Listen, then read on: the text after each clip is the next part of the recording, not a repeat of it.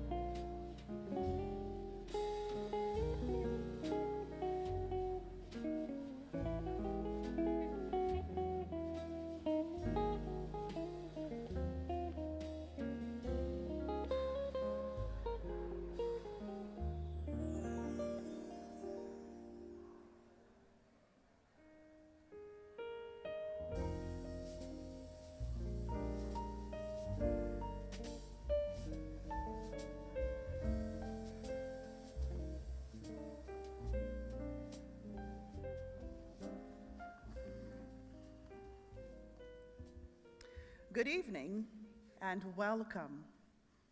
This evening's program, presented jointly by the University of North Carolina at Greensboro, the North Carolina A&T State University, Guilford College, and Guilford Technical Community College, celebrates the legacy of Dr. Martin Luther King Jr.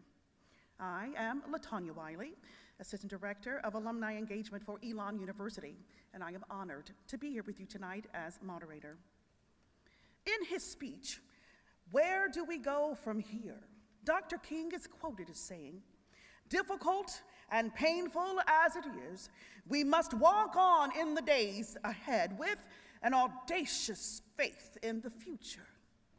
As we celebrate the life and the legacy of Dr. King, history recalls that King himself stepped into the civil rights movement with a tireless, unyielding spirit of audacity, boldly speaking truth to power, believing that despite the racial divide and society's broken moral compass, there did, in fact, lie ahead a future in which all people could be afforded equality through the power of good conscience, insisting that America live up to her ideals and founding principles of liberty.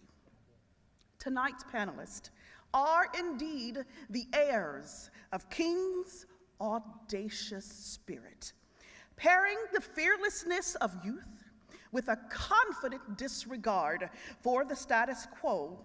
These students are boldly forging paths of their own as change makers for the future. Tonight, we invite you to join us in engaging conversation about King's quote, "Walk on in the days ahead with an audacious faith in the future." And now, please welcome, performing the Black National Anthem, "Lift Every Voice and Sing," the UNCG Neo-Black Society.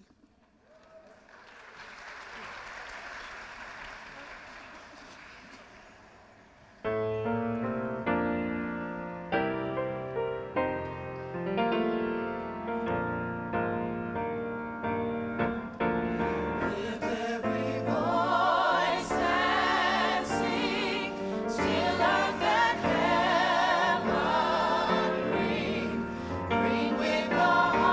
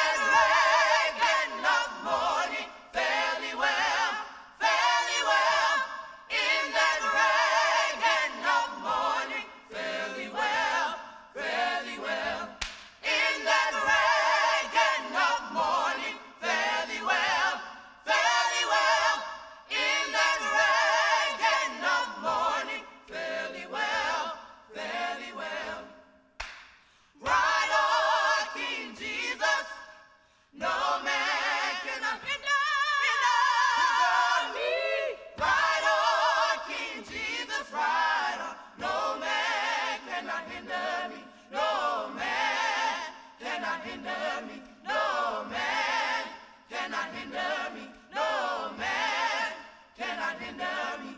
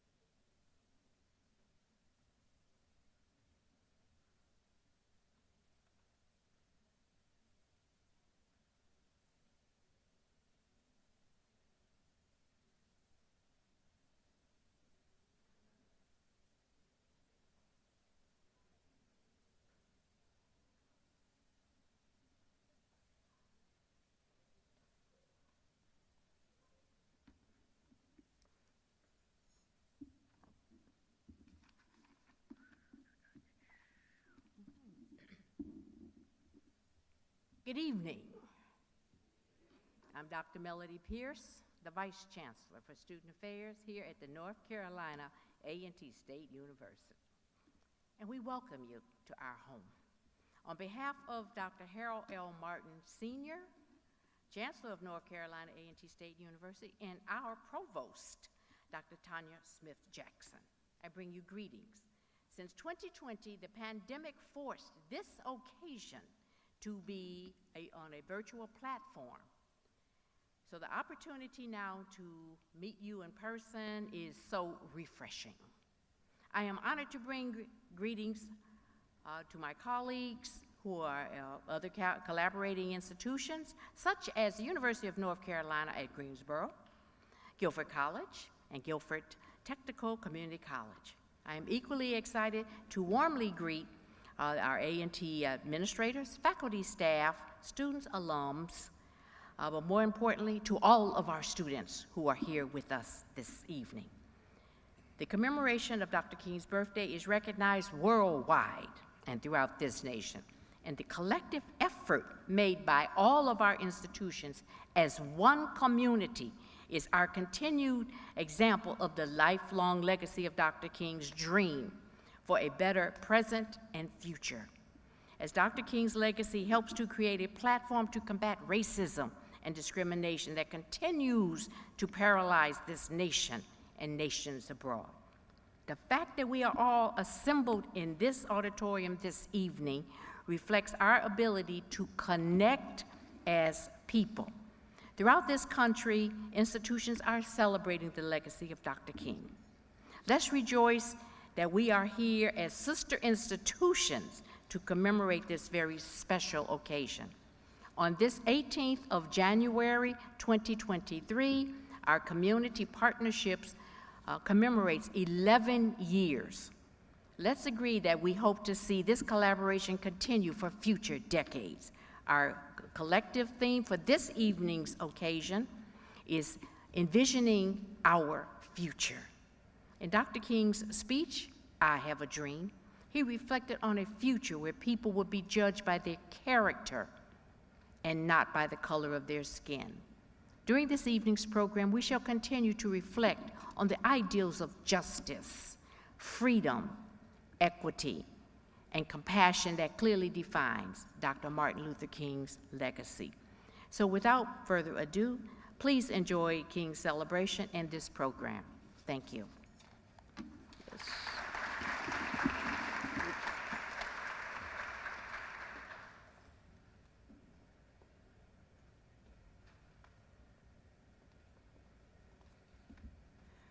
Good evening. I'm Maria Rosales, Provost of Guilford College. Thank you for building this event together. I love the idea of building our future together, and Guilford College is proud to be part of this beautiful evening.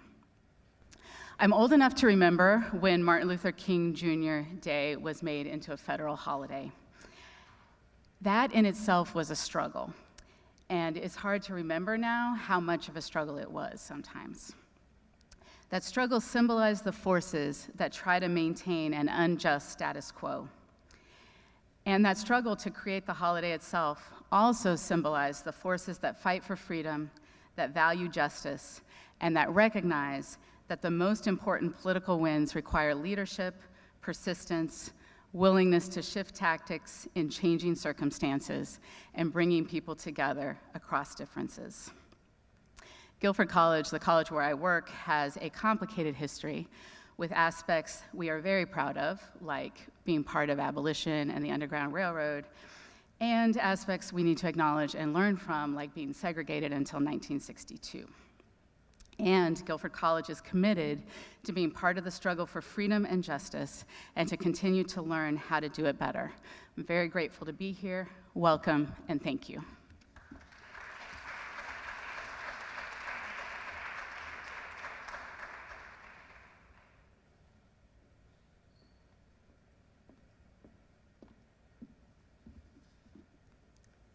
Welcome and good evening. I am Dr. Ann Proudfit. I serve as Vice President for Student Services at Guilford Technical Community College. And on behalf of Guilford Technical Community College, I'm pleased to bring greetings from our President, Dr. Anthony Clark, as well as our exceptional faculty, staff, and students. We're delighted to join our partner colleges celebrating the legacy of Dr. Martin Luther King Jr. here tonight. As a comprehensive public two-year college, GTCC is committed to providing high-quality, affordable education that remains open to all. Since 1958, GTCC has removed barriers to higher education for hundreds of thousands of students who seek out education for personal development, as well as a way to more fully participate in their community and in our region's economy. We're pleased to be a place where we make amazing happen every day. On behalf of Guilford Technical Community College family and the more than 27,000 students we serve each year, welcome.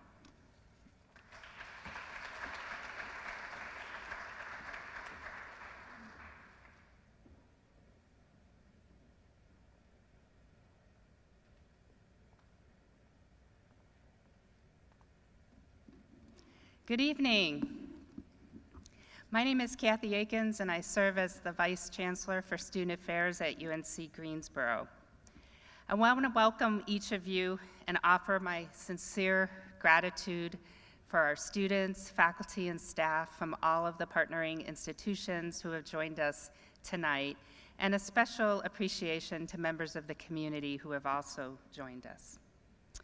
Events like this are really a very important part of our educational culture, as they allow us to pause, to look within, and to consider our own lives in the context of the occasion.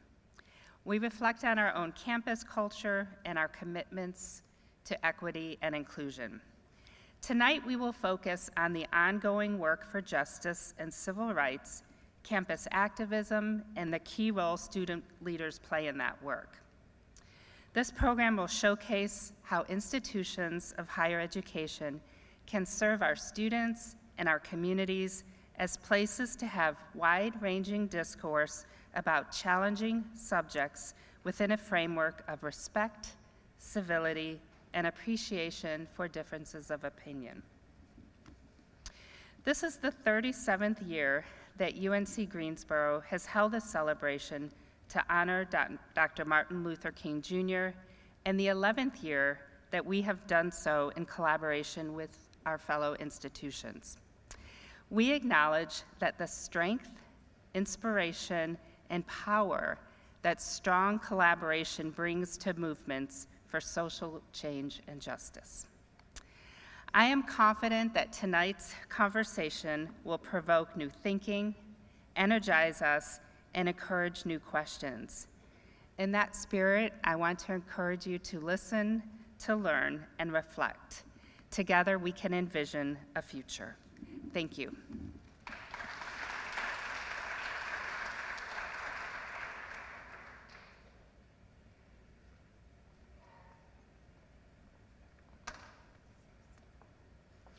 Thank you to all of our partnering community leaders, university and college leaders, for such a hearty welcome. And now, please, you welcome a performance by the GTCC Drama Department.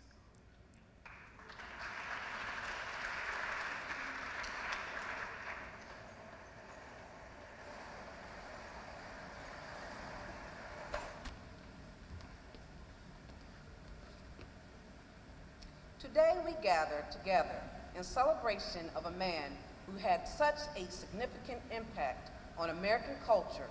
He impacted the world at large. His name is synonymous with peace and civil rights, and he continues to lead us into the future with open-heartedness and equality for all. Martin Luther King Jr. As we look to the future, we are inspired to learn, motivated to grow, and driven to be citizens of the world by his example. So we take our cues from artists and social activists who reflect humanity across time and space, putting his ideology into thought and action. Artists like the Queen of Jazz and First Lady of Song, Ella Fitzgerald.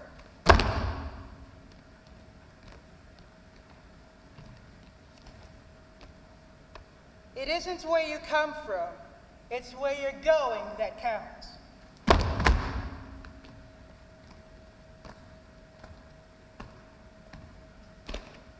Poet, social activist, novelist, playwright, and columnist Langston Hughes.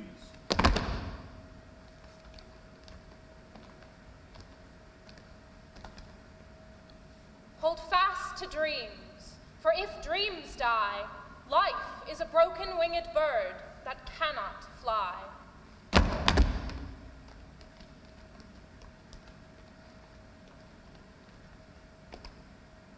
The great poet, author, and civil rights activist Maya Angelou.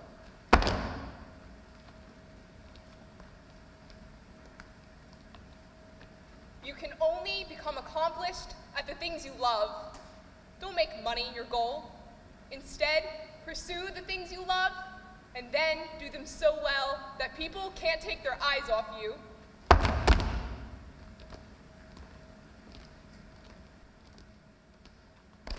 Singer, songwriter, pianist, and civil rights activist Nina Simone.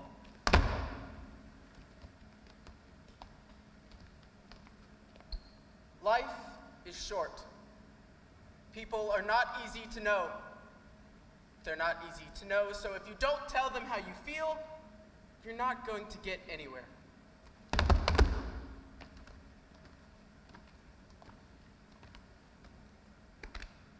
Dancer, director, choreographer, and activist Alvin Ailey.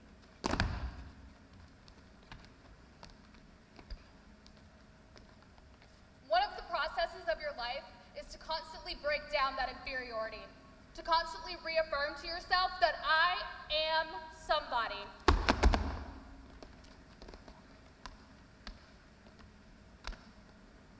And we continue to look to Martin Luther King Jr. and take his words to heart and into the future with us. The time is always right to do what is right. The time is always right to do what is right. The time is always right to do what is right. The time is always right to do what is right. The time is always right to do what is right. The time is always right to do what is right.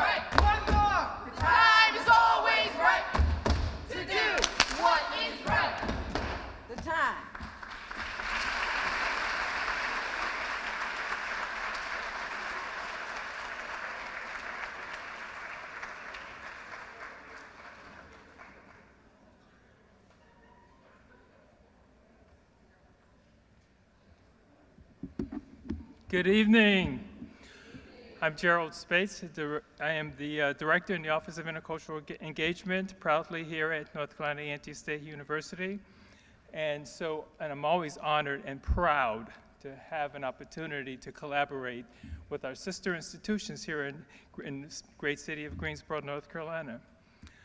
This evening, in commemoration of Dr. King's birthday celebration, I have the great pleasure to recognize and to present to you the winner of North Carolina A&T's MLK Oratory Contest.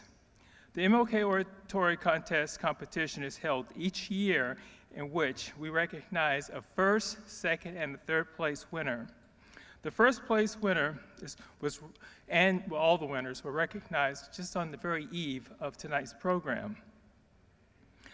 Unlike previous years, the competition was stellar, with no exception.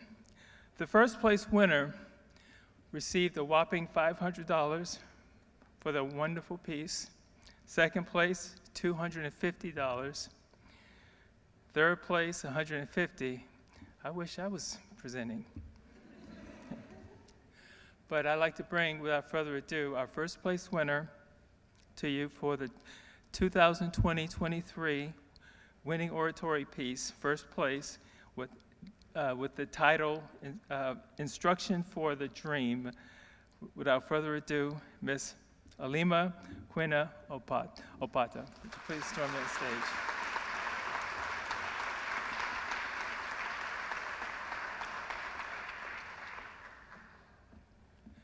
She had a wonderful presentation, just completely blew our socks out.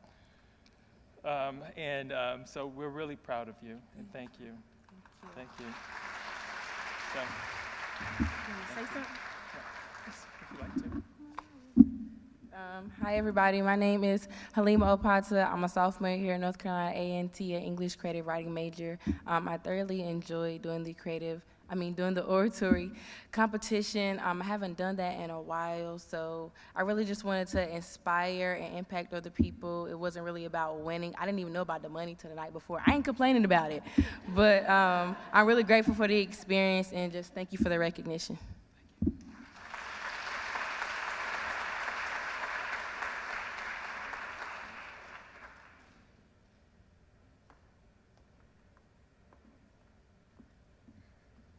Hi, good evening, everyone. Can y'all hear me? I'm gonna have to be on my tiptoes. I apologize. So my name is Hema Herrera. I am the Associate Director of the IEC and Latinx Community Coordinator at Guilford College. The Martin Luther King Jr. Leadership Award honors a current Guilford College student who reflects Dr. King's principles and ideals in philosophy and actions. The recipient of this award exceeds expectations and responsibilities, organizational mission, and has raised the standard of those who will follow in their footsteps. The recipient's actions and behaviors in working either on or off campus for the betterment of our community is consistent with the legacy of Dr. Martin Luther King Jr., which some of these are the following: courage and conviction in valuing differences, commitment to respect and inclusion on campus and community, active involvement in our community service, celebrating and promoting the worth of all human beings and humanity. This year is the first year that Guilford College is honoring a student, and so we are honoring Kennedy Nzekwe, and I apologize if I butchered that. Kenny is a senior at Guilford and is currently majoring in cyber and network security, focusing on data analysis. He is the president of the African Student Association at Guilford College and a member of the Student Athletics Advisory Committee Board. After graduation, he plans on entering the workforce while focusing on starting a chain of cyber firms across Africa. Kenny also aims to complete their senior project with the President's Office. Additionally, a fellow staff member mentioned, quote, Kenny put the ASA on the map with engagement opportunities the past 2 years and really has been working hard as a student athlete to ensure ASA has a voice on campus. Please join us in honoring Kenny.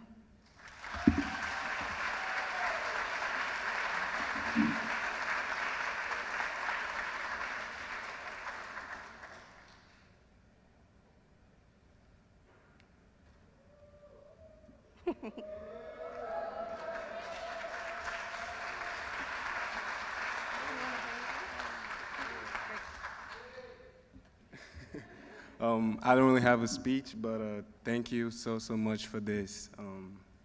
Means a lot. Thank you.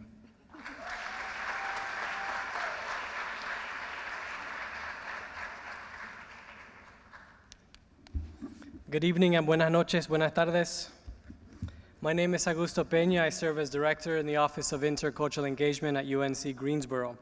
It's my honor tonight to present the MLK Service Award for 2023. The Martin Luther King Jr. Service Award at UNC Greensboro was established in 1986, and tonight the 36th annual award is being presented to a student whose community activities and involvement embody the spirit of Dr. King's service to humanity. The award selection committee was guided by this excerpt from the Reverend Dr. Martin Luther King Jr.'s speech on conquering self-centeredness delivered in Alabama on August the 11th, 1957. An individual has not started living fully until they can rise above the narrow confines of individualistic concerns to the broader concerns of humanity. Every person must decide at some point whether they will walk in the light of creative altruism or in the darkness of destructive selfishness. This is the judgment. Life's most persistent and urgent question is, what are you doing for others? So tonight, please join me in recognizing Tyra Buserith, the 2023 MLK Junior Service Award winner.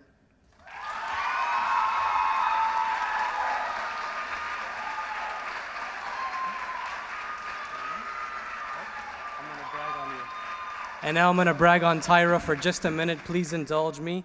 Tyra is a senior honors undergraduate student at UNC Greensboro, majoring in psychology with a pre-concentration in physician assistant, as well as a minor in both chemistry and biology. As a proud university co-chief marshal, bronze, silver, and gold leadership student, publicist, mentor, and community service chair for Girls Reaching Out, an honor psychology student researcher and social media content creator for UNCG alumni and student life, Tyra has continuously dedicated herself to volunteering. She believes that these experiences continue to aid her as a student leader who serves as a representative of UNC Greensboro and our student body. As a student who's actively involved within our local community and culture of civic engagement and among the student body, Tyra is passionate about giving back through service. Through her active involvement, Tyra has not only learned what it means to devote time to service, but also its impact and importance. Friends, Tyra.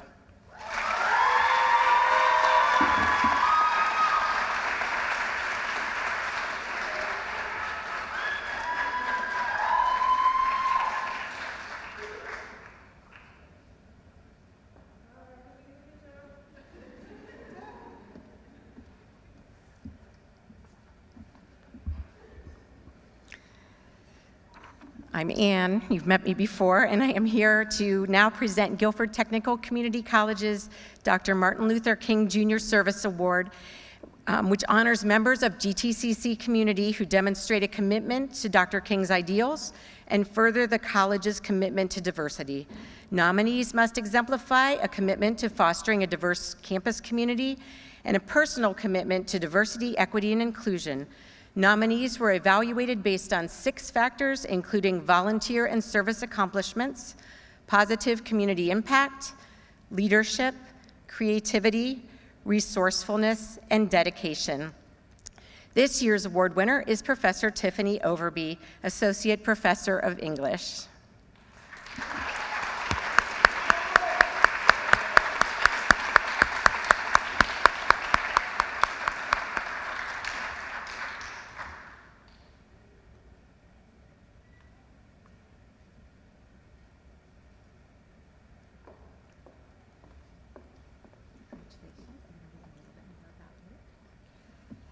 So I'm going to tell you a little bit more about Professor Overby, who is rather amazing and very good at what she does.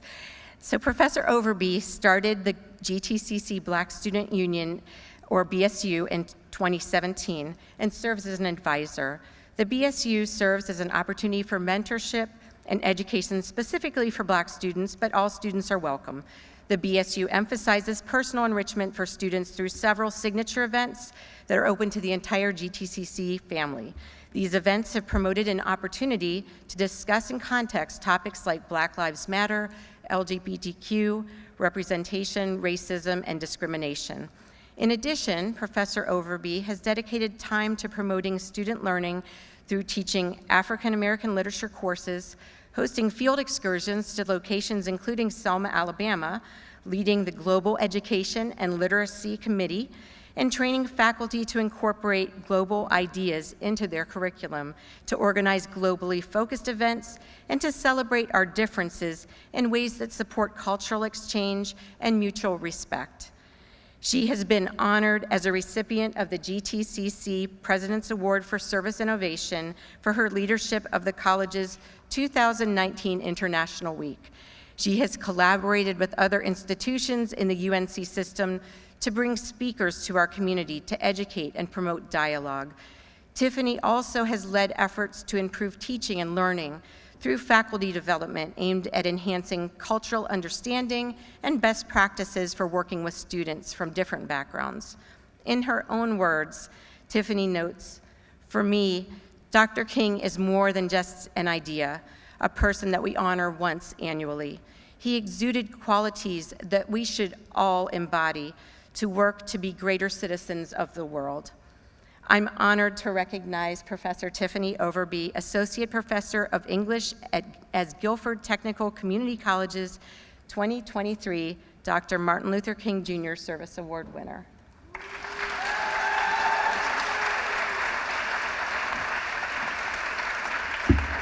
Hi, everyone. I also did not have a speech planned, but I did just want to say it's not only an honor to receive this award for serving our students, because that's very important to me, it's also a huge honor to receiving this award in this exact space.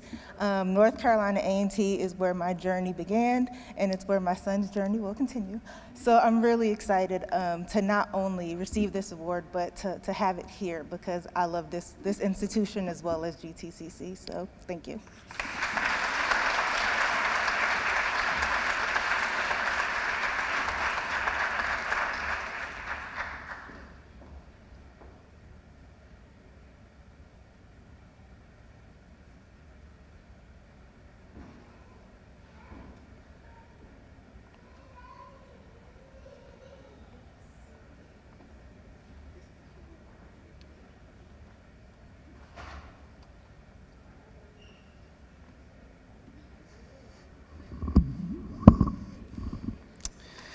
At this time, we will welcome back our panelists for a time of discussion and Q&A. But I'd like to draw your attention, if you will, to tonight's theme before we engage in this conversation.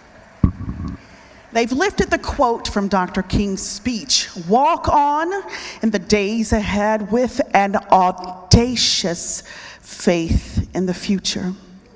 And I'd like for us to focus on audacity.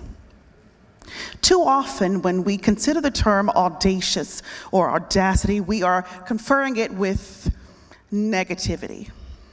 But I will challenge you tonight to consider it in its positive form. Despite obstacles, despite impositions from the opposition, people who forge paths have to do so with audacity. And when we think about audacity, we generally speak it in terms of having a nerve. You got the nerve. I can't believe he had the audacity to say that. But it takes audacious spirit and fortitude to forge paths and tear down barriers to change the world around you. So as we discuss tonight, I want you to consider, where in your life have you been audacious? And if you can't find a moment of audacity in your life, I encourage you to create one. Okay? Okay, do we ever pause?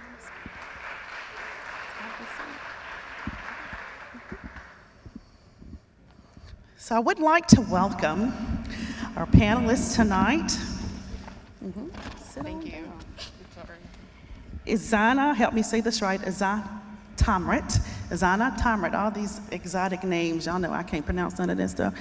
Tanaya Irving, and LaShonda Souza, and Jessica Lomso. Welcome, ladies. So as we've talked about audacity, defying the odds, being audacious, being bold, despite what others think, despite what limitations the world sets on you. I'm most impressed with this panel, these panelists here tonight, because all of them share something in the fact that they are women of color, and they are all leaders on their campuses. And just from the biographies that I was provided, I have learned that these women are on track to become change makers, have already created change, and they are approaching their future with great audacity. So I'd like to start with this tonight in our panel of questions. When talking or envisioning your future, do you believe that it is important to reflect on the past in order to move forward or in a new direction? If so, tell us why. Let's start with Jessica. Hi, I'm Jessica. Thank you so much for the question. And I do believe that reflecting in the past, what we have done, where we're come from, where our parents come from, and how we're brought up is very important for us to move forward. Looking back to our success and failures, it's very important for us to understand how we dealt with our failures and how we got to the point where we are now is going to help us move forward in our future. Thank you. Absolutely. Along with what Jessica said, I believe reflecting on our past are incredibly important because it helps us be grateful for the world that we're in today. As a woman of color, like you said, I can only be so grateful for all the women who've, trailblazed for me, all the people of color who've trailblazed for me. So yeah, I believe reflecting on the past is incredibly important. I think it's a little different for me. I apologize to all the history majors in the room. I hate history. I think it's important to acknowledge the past, but not get stuck on it, because you can find really good ideas in the past, but sometimes that can hinder us from trying to create change. So still staying focused on what your mission is moving forward is very important for me. Hello, everyone. My name is Izana Tamrat, a senior political science student here at A&T, and I do believe the past has a lot to do with the future. Personally, I look at my past, I have my passions and my goals, and they are fully fueled by my past. I always want to make my 7-year-old self proud, and just like they said, if you don't acknowledge history, you're bound to repeat it. So I do believe that the past is quite essential to how the future goes. Very good, very good. Thank you, ladies. Now, you've brought up something, Izana, saying that you want to make your 7-year-old self proud. Now, I want to talk about this. Now, when we think about people who are audacious, who have a nerve, sometimes those who look at that with a negative lens don't understand the story. People have stories, and audaciousness is built on a story. You gotta know where you came from. Something had to catapult you. Something had to inspire you to fuel your movement forward, despite what it was, audacity. And two of our panelists tonight, I think, have fascinating stories. And I believe that they're part of what fuels their vision and audacity to move forward and be the leaders that they already are. So I'd like for Izana and Jessica to talk about your story, where you've come from, and what makes you audacious. You want to start for us? My story is a diverse one, so I'm going to try to keep it brief. I was born in East Africa, and I came to America by the age of 7 with my mom and my older sister. So I was introduced to this new world. It was about November, December, so it was very cold. And I remember distinctively, I saw a squirrel, and I was like, oh, that's a squirrel. And that's the first time I've ever seen a squirrel in real life, but I've seen it in picture books. And I always think about that moment because it was such a huge glimpse into this life that was new to me, new as an experience, but I've seen it, I've read about it, and quite honestly, the language was easier to learn than my first language. So it was just a new experience, but I adapted well. And so I take that on when I am in new environments. And that audaciousness comes from, this may be a new environment, but I've seen it before, I felt it before. This is not unfamiliar to me, and that brings the confidence, that brings that, I know I'm supposed to be here, I know I'm supposed to be doing this, I know that's why I'm putting my name in a ballot, that's why I'm putting my name on this list, that's why my resume is this, and so it brings this confidence, this piece of, I know I'm here, I'm supposed to be here. It may be new, but I'm gonna tackle it just like I did with that squirrel. Yes. Beautiful. Jessica. I think it's very important for you to be bold and being able to take risk, because I was born in Nepal and I came to the United States on November 17th, and within 1 week I had to join school, which was 9th grade. From half I had to start. So being bold starting school here without knowing anything about American education was very hard. English being my third language was also hard, but I feel that being audacious and moving forward to my life was a great thing that I did. When I moved from Texas to North Carolina, I joined GTCC and got involved with SGA, and I would thank Ms. Cross that she guided me through SGA the first year. And again, being bold and taking risk towards being SGA president was the great decision that I could ever make in my life, because I think putting yourself up is very important, and it's very important for you to take bold decisions in your life, because you are the only one who can change and make yourself win or make yourself break down in life. So it's very important for you to be audacious and always take risk and do great things in life. Thank you. Excellent, excellent. Thank you for sharing your stories. Now, that's not to dismiss these other two ladies. Everybody has a story, and I think every story deserves to be told. So I want to make way for LaShonda and for Tonya to tell us your story and where your spirit of audacity stems from. Well, I'm a first-generation college student, and I come from Fayetteville, North Carolina. I come from a veteran father and a mother who worked in foster care her whole life, and so she helped raise excuse me, these children who come from all sorts of circumstances. So I'm very proud to come from the family that I come from, a family who knows the value of service, and yeah, I try to embody what they've taught me about serving others in my work. I think, so I'm also a first-generation college student, but I'm putting my story together a little bit every day. I'm from Illinois originally. I have 5 siblings. So in my house, it's never quiet. I decided to get up and move across the country because I wanted to try something different. I see very much like none of my siblings felt moved or driven to go to college, but my mom never made that something that we had to do. She said, if you want to try something, go for it. So that's very much how I've decided to guide myself and center myself. I think coming from a bigger family, it's always been important for me to try and reach out and help other people. So if I needed to say something, then I was going to do it because it's going to benefit someone else.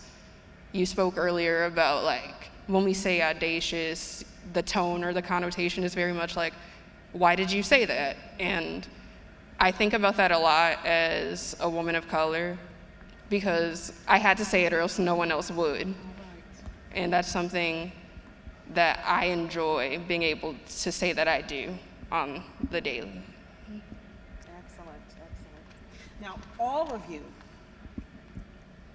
I cannot express to you how impressed I am with this. When I read the bios, I just got lifted up to see young women taking control, harnessing power, and leading the way. So I want all of you to know that I'm very much impressed, but I'm very much proud of you, very much proud of you. So being that all of you hold important roles on your campuses as student leaders and representatives for the students' voice, talk to us about a priority or a passion project that you are involved in on your campus. Let's start with you, Tonya. So I like to consider myself a servant leader. Servant leaders typically feel called to do what will benefit the people that they're serving, like it's obviously in the name. So priorities for me tend to be like me listening and lifting up what the students around campus have been saying. Most recently, I'm really focused on making sure that as the calendar changes for next year, we're considering wellness days. I feel like with the pandemic having just been a little bit lighter, like we're still very much in it, and the effects of that are very heavy on students, it's important not to forget going 6 weeks without a day off is insane. And we're gonna remember that. See, Maria is right here. She's listening. I hope. Yeah, that's where I am today. So a passion project, well, hi, I'm the Chief of Staff from my school's Student Government Association, and last year I've taken on this project that's kind of been building. So I was interested in the honors and how we honor university like historical figures and how we give people names on campuses, and we label our buildings with these people's names who haven't been here for hundreds of years. And so I was looking into one building who's named after a man named Jabez Curry. And he was a Confederate lieutenant colonel. He owned slaves, all the things you expect. And so in knowing that and in knowing a few other honorees who shouldn't have their names on my campus, in my opinion, I took the initiative to collect as much information as I possibly could about him. And I presented it to the DEI committee, which is the Diversity, Equity, and Inclusion Committee of my university's Faculty Senate. And they appreciated the idea, and they sent that to the main Faculty Senate. And now our school is creating an ad hoc committee to examine all campus honorees and to try and re-examine, what we allow and why is it acceptable to have some people like that on our campus. Yeah. So cool.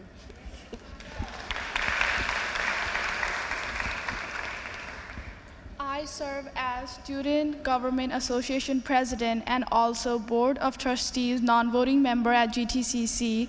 So as a Student Government President, I make sure that I'm involved in campus and go to students and make sure I ask them how they feel about the event, if they like their classes, if they're doing good with their professors, and really getting to know them and understanding what they expect from the college, because as they came to GTCC, I want to make sure that the student voice is heard to the higher ups on campus. So whenever I'm involved on campus, I try to talk with all the students and make sure that all their needs and all their expectations are taken to the board meeting, and I try my best to present all the student voices and all the expectation to the Board of Trustees. And I have to tell you, all the Board of Trustees members are so welcome to listen to all the expectation that students have and to improve that. So my passion is to take my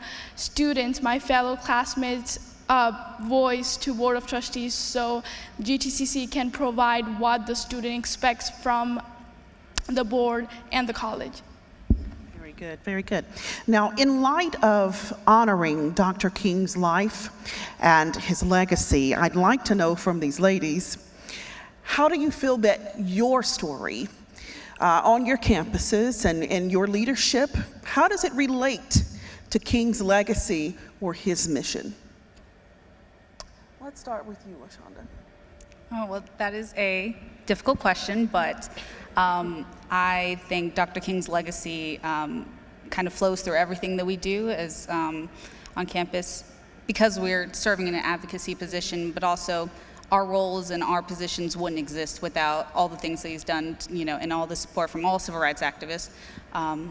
So in my role in particular, I think I just try to do my best to, like Jessica was saying, try to speak up when I see things, try to relay messages from students to faculty and staff, and do my best to bridge a gap where I can. Very good. Susanna?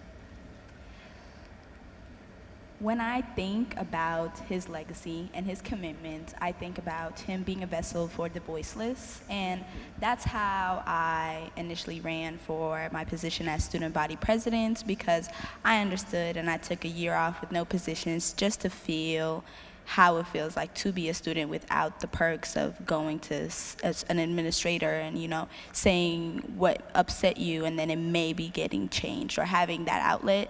And even that academic year, it felt as though I was voiceless, even though I speak and I talk a lot.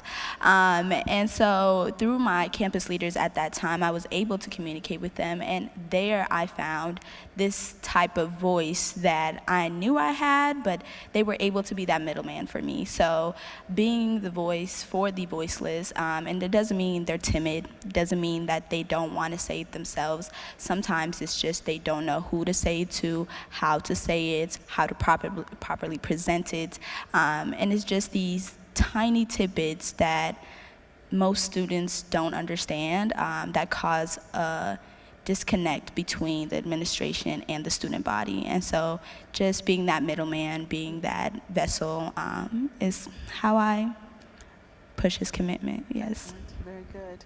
Jessica? Dr. King's legacy of providing or making sure that everybody gets equal opportunity is one of the greatest things a person can ever do for their community. And what I try to do is making sure the students that I talk to, I make sure to ask them if they feel okay in the class, and make sure their voices are heard, and make sure the grading criteria are well met to all students. And I also make sure to look to my board meetings and look and see if every student on GTCC are equally treated, and if they are provided all the things that they need. It's not only about the color of your skin, it's also about what food you want on campus. Are there vegetarian options for students who are vegetarian? And it's also about the class times matching for GTCC students, because in GTCC we have students who are dual enrolled in high school, two students who are 60 years old. So the wide range of age, are students getting the class that they need, from our students actually feeling like they are here in GTCC to make amazing things happen. So I try to make sure to connect to the students and let them know that they are here and we will take care of them, and there is equality on the campus. Thank you. Very good. Tonya? I feel like my fellow panelists have said so many great things. I think for me, I try a lot of time to create space for people who maybe don't feel like they have any. Actually, the opposite of Izana, I didn't have to take a year. Before I ran for president, I didn't have any leadership positions. However, I do have a big mouth. I'm not even gonna lie, I talk all the time. It's a slight issue. So when things aren't going wrong or people don't feel like they're heard, I try to create a space where they feel like they can complain, because there are a lot of things that happen on the day-to-day on a college campus or in life where people just feel like they're being put down. So I try to create an area where they feel like if something's going wrong in class, I'll walk out with you. I'm not staging a walkout, sorry, for the record. But I want them to know that they have a partner or an advocate that will stand with them. And my team very much has the same sentiment. If we need to organize for someone or some cause, we'll try to do that in as mediative fashion as possible. Thank you, ladies. At this time, I would like to make way for an opportunity if there's anyone in the audience who has a question that they'd like to pose to our panel. Is there anyone? Hi everyone, my name is Faith Johnson. I'm an honors economics student here at A&T. I also have the pleasure of serving as a OIE ambassador here at A&T. My question is for these panelists is, in the age of social media and every moment being broadcasted and judged by others, how do you all stay in the audacious mindset of MLK, of see something, say something, whether that be an advocate for others or speaking out against wrongdoings in your community or friends and peers? Who'd like to take that on? I'll take, yeah. So I think social media is a wonderful tool that allows us to weaponize, the internet to be ultra fast, to communicate so quickly that it gives us such a great opportunity to get students together quickly and to get word spreading about something. And so although it does give us, there are bad things about it because then bad things spread quickly, but then we can also communicate more efficiently. So, when we see something bad, we're able to call it out quickly and, find the right resource for a person or to connect them with the individual that they need, which is wonderful. But also we're able to, like I said, rally around each other, which is great, and, create forums and dialogue. And then my SGA can, know about something quicker than they would have if they found out a week later, if we didn't have the internet. Yeah. Social media. I'm going to be very blunt and very honest. With social media, I use it as a tool to communicate with the student body because face-to-face conversations, they say they have a 2 p.m. class and they walk away. I'm like, okay, have a great rest of your day. That's my main piece of communication because you're always watching somebody's story, you're always liking somebody's post, you're always on your phone.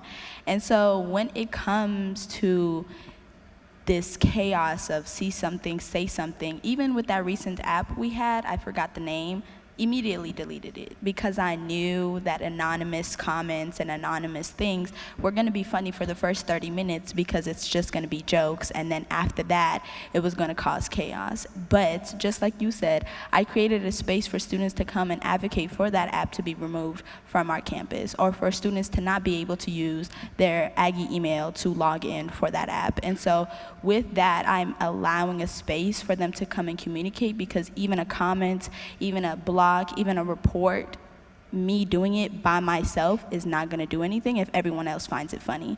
So what you can do is what you can control in the real world, which is creating spaces, allowing conversation, showing the facts, showing the reality, showing the impacts of these things that are occurring on social media, because most of the time they're covered with filters and songs and colorful words that have a diverse meaning, and so, emojis, etc. So you just have to stick to reality because that's the only thing that can change. So, yeah.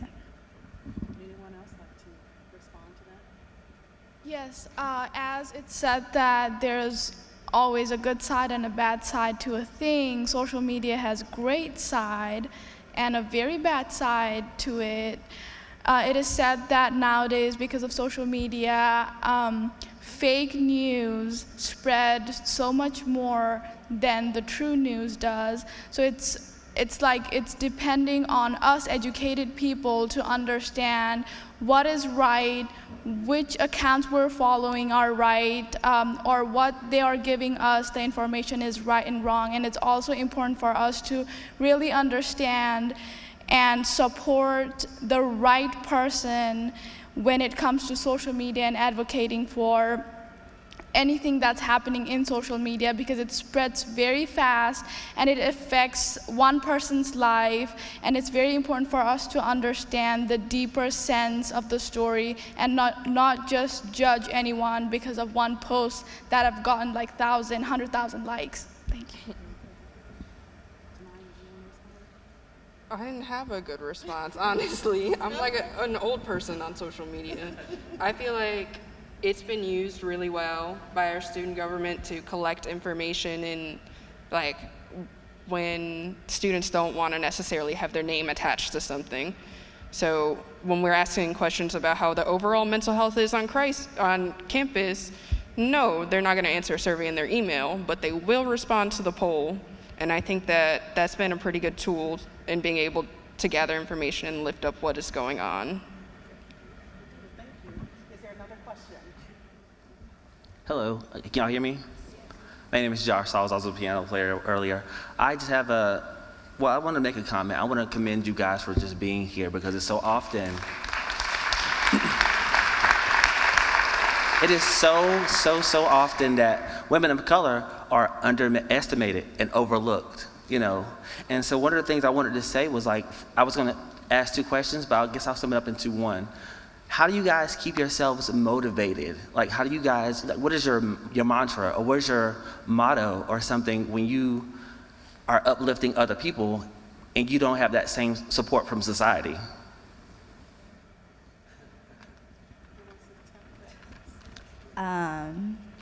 The funny thing is, you said that not like without having that support from society, but I receive my support from my surroundings, because I feel defeated because I have such big expectations of myself and my goals and my initiatives and how they're supposed to be done and how I'm supposed to see it. And so when others are like, okay, well, don't feel defeated, there's 10 different paths, and I turn around and there's 10 different paths, but I was so hyper-focused on that one. So I received my support and that fuel to keep going, to alter my plans, to still have the same goal at the end of the day from my surroundings, and that's, you know, friends, families, supporters, or just people who believe in me and what I ran on and what I hold myself valuable, like my values as a person, even outside of my position. Yes. I've heard this somewhere in Michelle Obama's interview. She said being a person of color is like you go into a room and before your abilities or your resume or things that you have done, your color shows you. So it's very hard sometimes when your color defines you rather than what you have done in life. And the way I keep myself motivated is since I was a very little kid, my dad has always taught me that you have enough money to eat and to survive. So if you want to be a real human being in this world, make sure you do things for others. So I try to always wake up and make sure that I am working, and one day I will have that freedom in life where I can go out and serve people. And that's what keeps me motivated. And I think it's not what other defines, it's not what other people say that we are, it's what our action defines us. Thank you. I just think, like, if not me, then who, you know? If I think I have the abilities to do whatever I want to do, and I'm capable enough, you know, if I continue to work hard and do what you know, as long as I continue to put one foot in front of the other, why not me, you know? I think I'm just as deserving as anyone else in the room, so, you know, why not? I like that a lot, actually. I think back to my mom a lot, because at the end of the day, no matter what I say, my mom is not going to be disappointed in me. She would actually be like, okay, if no one's paying attention, great. Just say whatever you want. Something really important is to be authentic to who I am, because that may resonate with someone else. There are some days where I'm just like, I'm not supposed to be here, but I'm going to try it out anyway, because what's the worst thing that can happen? My mom will not be disappointed, and that's just enough for me to keep going.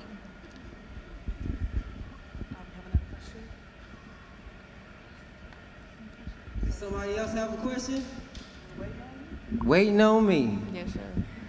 Thank you for having me here at A&T at the Martin Luther King Jr. Celebration. Today means a lot to me. His birthday meant a lot to me. Martin Luther King actions meant a lot to me, mean a lot to me. He had a dream. I wanted to know, y'all here, y'all the presidents of y'all school. Y'all govern the student body, I want to say. And y'all are the middle key that goes from the big people, from the student body to the big people, okay? I want to know if y'all have a dream. If y'all took this office and these responsibilities and had something that you wanted to do, what is that?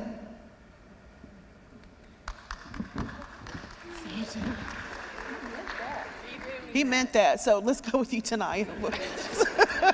Thank you, sir. What's your dream, baby? My dream for the school, or my dream for me? The school?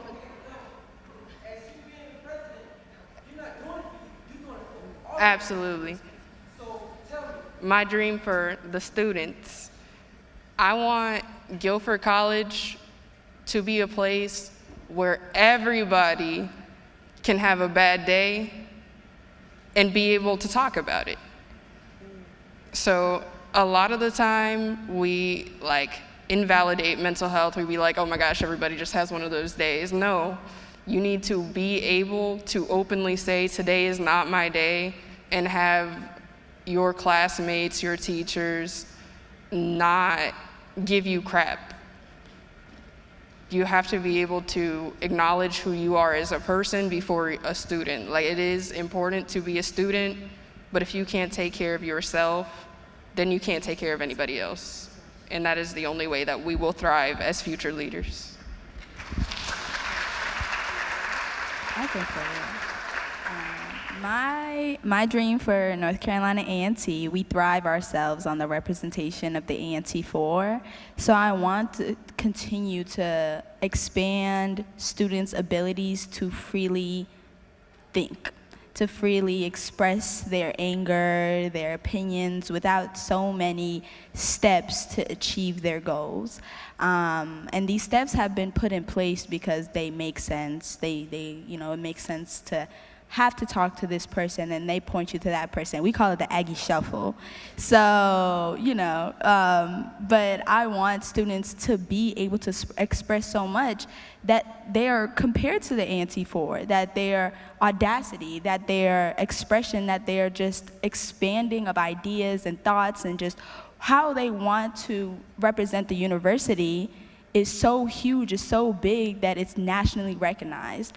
And we are, nationally recognized in so many aspects with, awards and scholarships, but just that audacity, because we pride ourselves of the past, and we have February 1 celebration, but sometimes I don't feel like the students right now can do that. If they wanted to go do a sit-in, I don't know if they would be able to do it without going through the Aggie Shuffle and having repercussions to it. I don't know if it will have that much of a support behind their students. And I want that, put our money where our mouth is, basically.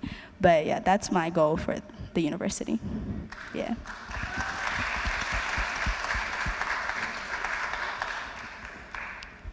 I'm very proud of my university. UNCG has gone from a PWI, a predominantly white institution, to an MSI, a minority serving institution, which I'm incredibly excited about. But I think we've been taking a lot of steps, towards progress, and I think we have a great future ahead of us. But I think now it's mostly about reckoning with the past, and recognizing that we are on indigenous land and that we were founded by, a white segregated, university. And I think that influences a lot of what we do today. And I think we just need to, let's take a look back at the future, washing things up, clean it up, and then we can come back and do more progress. As SGA president, I am very proud of my college. I know that we provide counseling on campus, which is free for students, and one dream that I have for my campus is to provide everybody equal access to education. So what GTCC is doing right now is they have something called Access Amazing Scholarship, which provides free tuition to anyone who graduated 2022 and 2023 from Guilford schools. So just like those scholarships, I would really appreciate if our campus could give more scholarships to anyone who's pursuing any other major on their later life, because I understand that high school students might need college free, but I also with my experience with talking with other age group students, I understand that they also need some help with financial help to get into college. So I would really appreciate if we have more financial help towards students. And I know for sure GTCC has been doing everything that they can for our students to come to GTCC and have a great experience and actually make amazing things happen. And another thing that I really look forward for all our students is to know what we provide to students, like free tutoring, free counseling. We have something called Time Link, where we give free food to students who cannot afford. We have free snacks for students. We have bus passes, and we have other more scholarships and loans on campus where we make sure that anyone coming in GTCC is taken care of, and I'm very proud of GTCC.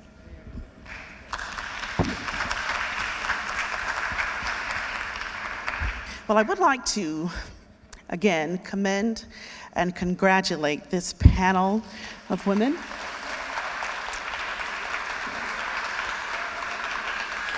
I'm excited about them. They give me great hope. They give me great encouragement to be audacious myself. Now, having attended a PWI myself, I went to Elon. I remember in 1994, we had a sit-in to demand that the school acknowledge MLK birthday as a holiday. And at that mindset of my youth, I didn't understand the gravity of what we had done. And as time would have it, I grew up and have recently changed job and went back to work at Elon University. And so Monday morning, when I woke up at 11:30, I realized that it was through the audacity that young people had back in 1994, we were able to observe this day as a federal holiday and a holiday on the campus. I say that to say to you, especially to the students here, I hope that you all understand and appreciate where you are in life right now. Because you are young, you are at your most powerful place in your lives. Because when you are young, you don't accept no. You don't understand no. You challenge no. When you are young, you are invincible. You can do anything, and you can. So I want to encourage all of you to harness that power and harness your own audacity. So whatever imposition society places on you, be audaciously against them. I want you to know and be assured of who you are and be audaciously that. Be audaciously a woman. Be audaciously they, them. Be audaciously black. Be audaciously smart. Be audacious with your big mouth. Why? Because somebody else was afraid to speak. And it is the audacious people who open doors for those who are afraid to turn the knob. It is the audacious people who sit at the table and speak for people who are afraid to pull up a chair. It's the audacious people who go stand in places where they have been told you don't belong here. It is audacity that led Dr. King to march through the streets, declaring, I belong here. It was the audacity that led the A&T 4 to go sit at that lunch counter down at Woolworths. Why? Because I belong here.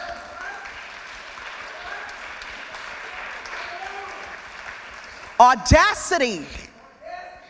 Audacity is what's going to land you that job, because somebody there doesn't think you belong there, but it's audacity that's going to put you there. It's audacity to get you the grades that you have, because you need to be audacious in your class too.